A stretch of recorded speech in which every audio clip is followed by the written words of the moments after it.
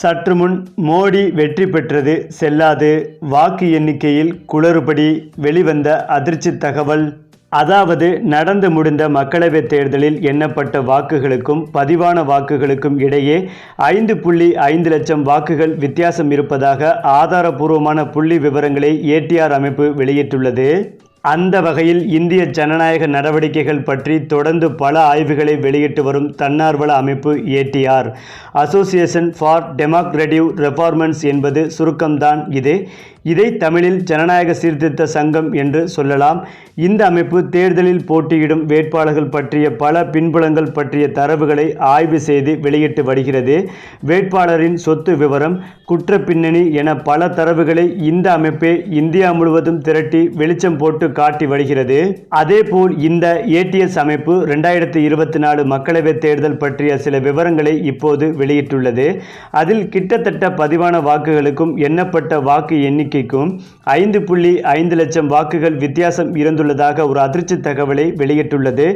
இந்த குற்றச்சாட்டு ஒன்றும் புதியதாக வெளியாகவில்லை.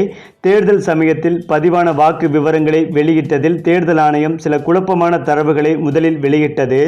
மேலும் வாக்குப்பதிவு அன்று இரவு வெளியான தரவுக்கும் மறுநாள் காலை அளிக்கப்பட்ட புள்ளி விவரங்களுக்கும் முரண்பாடுகள் இருந்தன.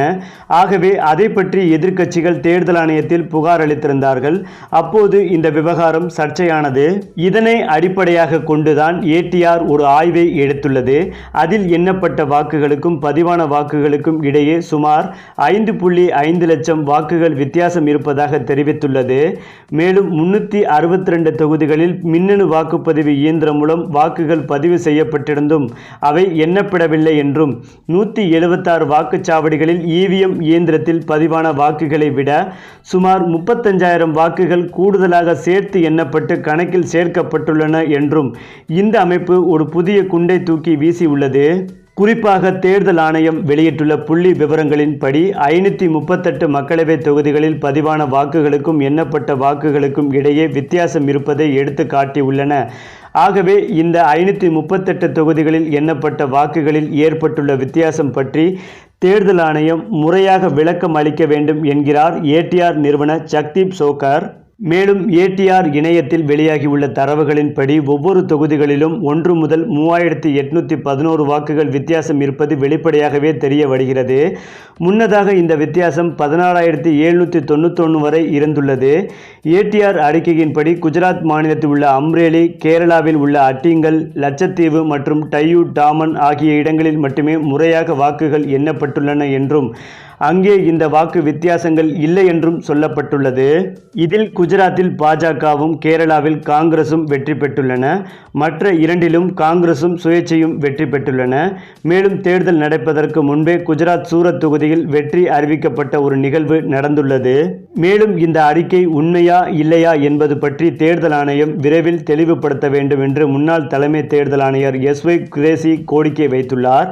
மேலும் அவர் சுதந்திரமான நியாயமான தேர்தலை நடத்துவது தேர்தல் ஆணையத்தின் பொறுப்பாகும். யாராவது முரண்பாடுகள் இருப்பதாக சுட்டிக்காட்டினால் கேள்விகள் எழுவதற்கு முன்பு தவறான புரிதல்களை அகற்ற ஆணையம் முயல வேண்டும் என்றும் அவர் NDTVக்கு அளித்த பேட்டியில் தெரிவித்துள்ளார். ஏற்கனவே தேர்தல் ஆணையம் 17C படிவத்தை பற்றிய விவரங்களை வெளியிடுவதில் தாமதம் செய்து வந்தது. அந்த விவகாரம் நீதிமன்றம் வரை சென்றிருந்தது. பாஜகவிற்கு இந்த 2024 மக்களவைத் தேர்தலில் ஆட்சி அமைப்பதற்கான பெரும்பான்மை பலம் கிடைக்கவில்லை. பெரும்பான்மைக்கு 32 இடங்கள் குறைந்தது. ஆகவே NDA கூட்டணியில் இருந்த நிதிஷ்குமார் மற்றும் சந்திரபாபு நாயுடு ஆகிய இருவரது ஆதரவில் மோடி 3வது முறையாக பிரதமராக பதவியேற்றார். அதேபோல் கடந்த 2 நாடாளுமன்ற தேர்தல்களில் மிகப்பெரிய தோல்வியை சந்தித்திருந்த காங்கிரஸ் இந்த முறை இந்தியா என்ற கூட்டணி அமைத்து போட்டியிட்டு 232 இடங்களில் வெற்றி பெற்றது. தனியாக காங்கிரஸ் 99 இடங்களில் வெற்றியை உறுதி செய்திருந்தது. இந்த நிலையில்தான் பாஜக வெற்றி பெற்றது செல்லாது என்பது குறித்த தகவல் வெளிவந்து ஆதாரங்களை வெளியிட்டு வருகிறார்கள். இதனால் எப்போது வேண்டுமானாலும் பாஜக ஆட்சி கவிழும் என்ற அதிர்ச்சியில் இருந்து வருகின்றார் மோடி.